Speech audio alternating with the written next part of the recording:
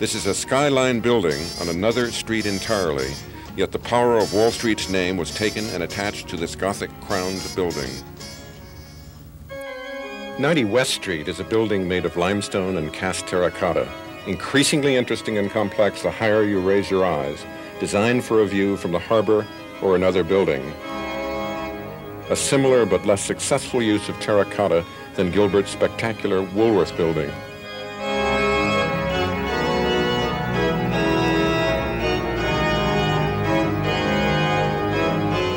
The Woolworth building has been much maligned for its eclectic Gothic detail and charcoal Gothic crown, but now is coming back into its own.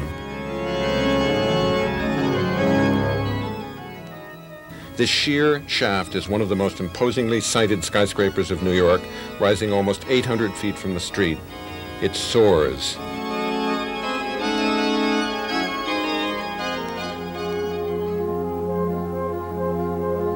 A contemporary skyscraper with none of the Woolworth building's Gothic detail is 88 Pine Street, a white, crisp elegance of aluminum and glass, the classiest modern building in Lower Manhattan. One Liberty Plaza is a gloomy, articulate, cadaverous extravaganza of steel, as handsome and somber as the Renaissance of Florence. The actual structural steel of One Liberty is exposed. These bollards and chains seem overlarge for the average passerby and help the low, depressed basement entrance crush those entering. A hovering hulk.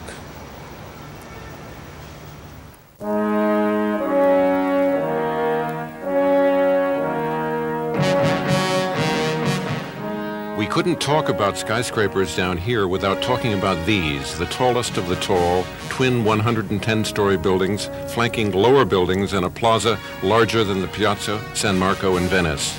This pair dominates the Lower Manhattan skyline, stolid, banal monoliths overshadowing the cluster of filigreed towers that still provide the romantic symbolism that once evoked the very thought of skyline.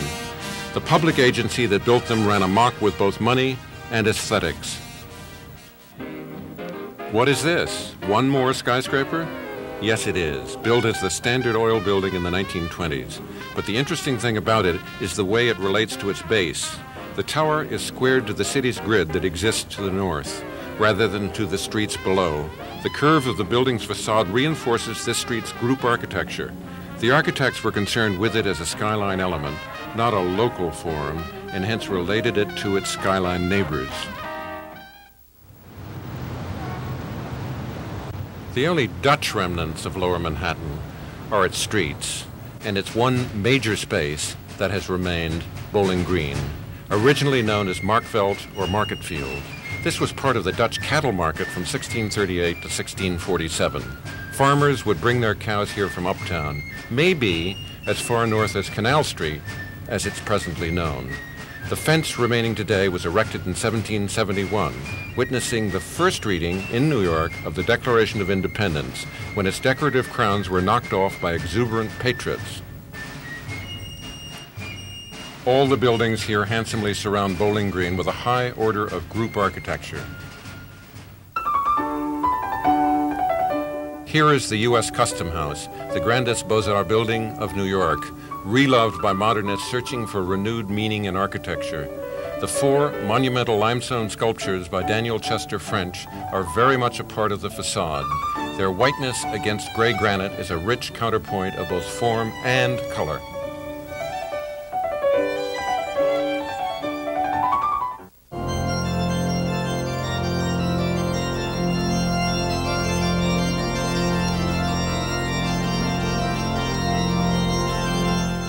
Trinity Church, its relatively tiny form, is totally comprehensible to the pedestrian. On the axis of Wall Street, the canyon walls read as surfaces, while Trinity sits importantly, an anthracite jewel bedded in a leafy cemetery.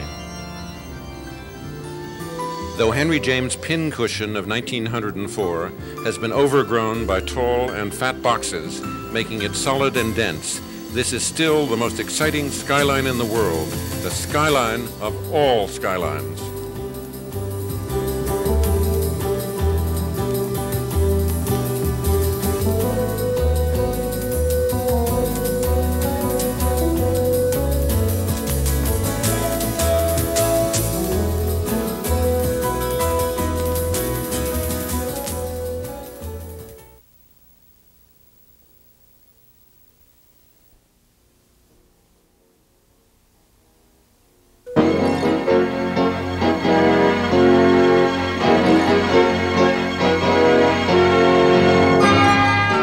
WNYC celebrates its 65th anniversary of non-commercial public broadcasting, it plans to produce a special 8-part adaptation of a classic architectural look at New York.